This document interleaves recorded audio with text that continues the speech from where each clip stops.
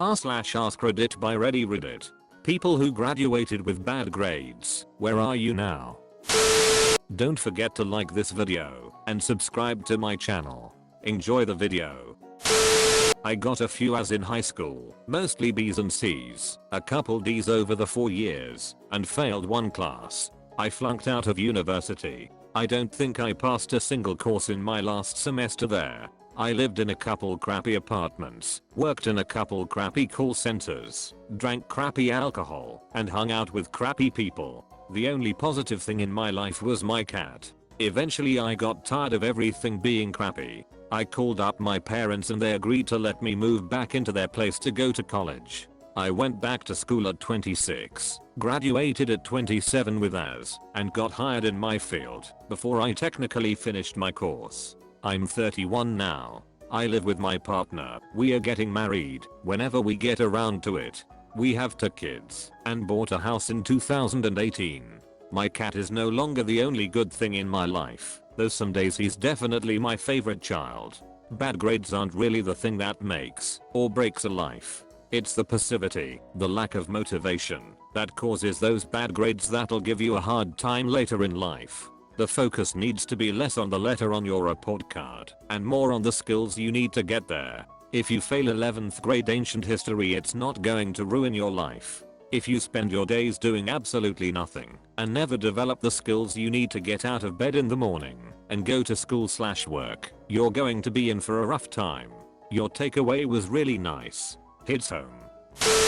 I graduated from college with a 2.13 cumulative GPA. My goal in college was just to get a degree. So I did. If that was all I wanted to do, so be it. That may be fine, and I would never see any kind of karma for that. However, 10 years later, 2018, I decided I wanted to go back and get a master's degree to qualify me for a career change. I had a terrible time applying for grad school because a lot of them required a 3.0 undergrad cumulative GPA. I was denied time and time again. Finally, I wrote an appeal letter to the Dean of Admissions explaining why he should let me into his school. Reasons included things like the fact that my priorities have changed. I know I was a poor student then, but I'm now paying my own way through grad school to provide for my family. Not the same person I was, etc. They let me in, and I graduate in May with a 3.65 grad cumulative GPA. Couldn't be prouder. It's been a ton of work, but don't feel like being a bad undergrad or high school student should limit you. Decent grades in high school, less than a 3.0. Barely skated by in college, and was put on academic probation at one point, and kicked out of my college for the degree I was wanting.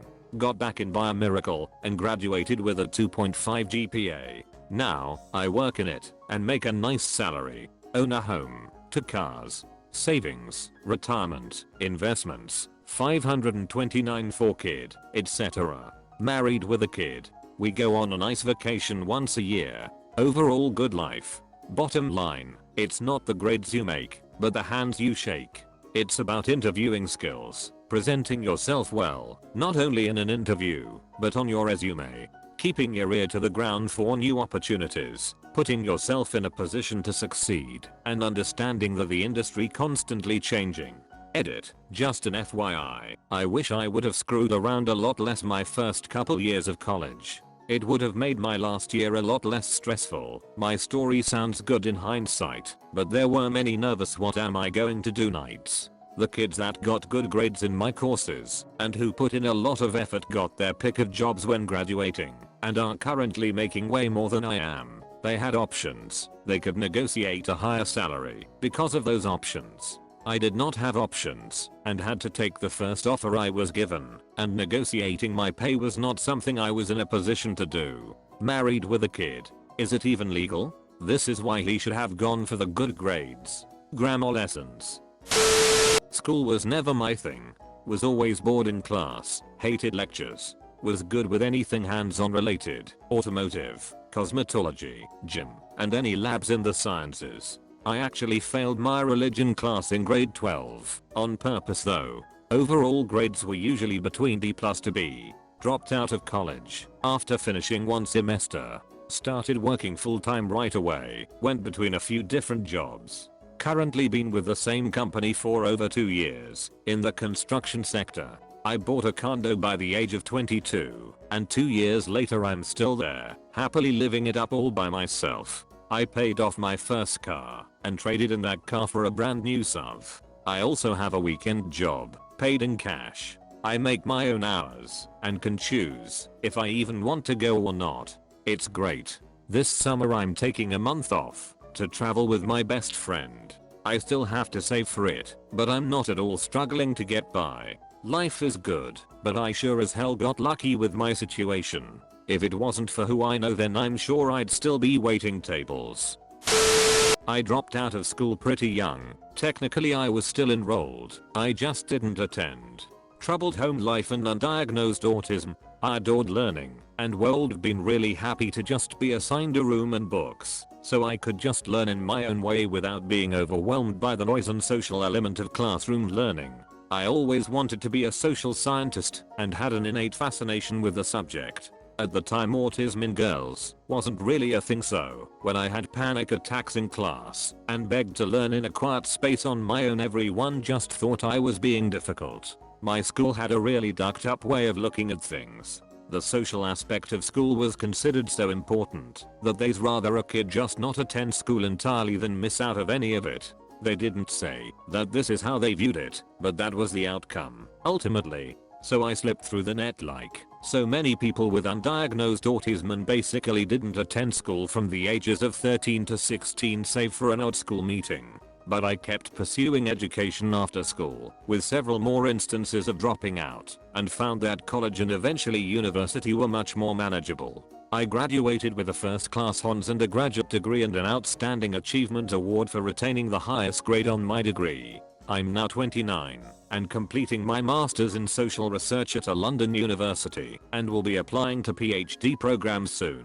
Sometimes I get upset at all of the lost time. Maybe if I was diagnosed as a kid and accommodations were made, I'd be finishing up my PhD now. But on the other hand, I've been on a different kind of adventure and I've learned a lot about managing and enjoying life with autism. I'm probably more well-rounded now than I would have been if my life followed an arbitrary plan. And hey, turns out secondary school education isn't always destiny in the UK, so that's pretty cool. I cheated my way through all 4 years of high school by abusing the system. I never cheated by plagiarizing or anything like that. I simply realized that the year was divided into 4 9-week segments. The first 3, if you did absolutely nothing, they would still give you a 40% average grade. The last 9 weeks you got nothing guaranteed. I also realized that you needed a combined 241% score to pass with a D average. My score allowed that for graduation. So throughout the year I would carefully plan which classes I would actually try on AMD, which I could get away with lazing off on.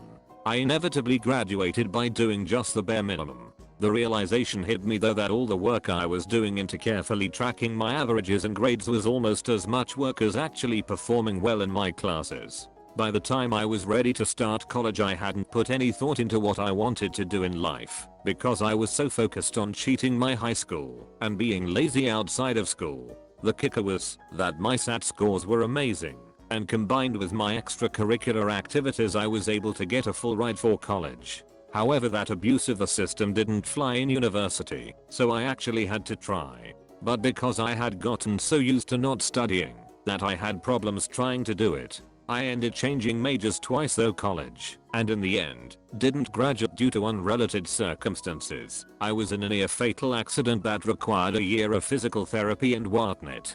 The biggest problem is that I'm by no means unintelligent, but my intelligence that people told me I had on school was just surface level stuff. AMD Boney have no real talents in any field. Had I taken the time in school to fully try, I may have found something that I was remarkable in, but alas I didn't. However, 2 years ago I buckled down on learning the English language better and have taken a few online courses to help further myself. I actually have a job working as a script editor, AMD closed captioning coordinator for NBC, and I'm using my skills for that.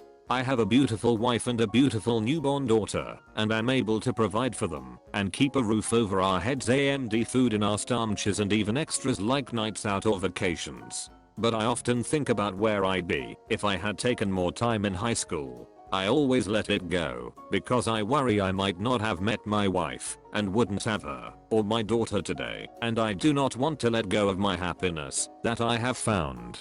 Edit. I did find some skill from school. I was in band. My school had 4 bands: marching, symphonic, jazz, and steel drum. I was in all 4 as a drummer. I still use my drumming skills as the drummer in a metal band and have done some church drumming as well before my job required me to work Sundays.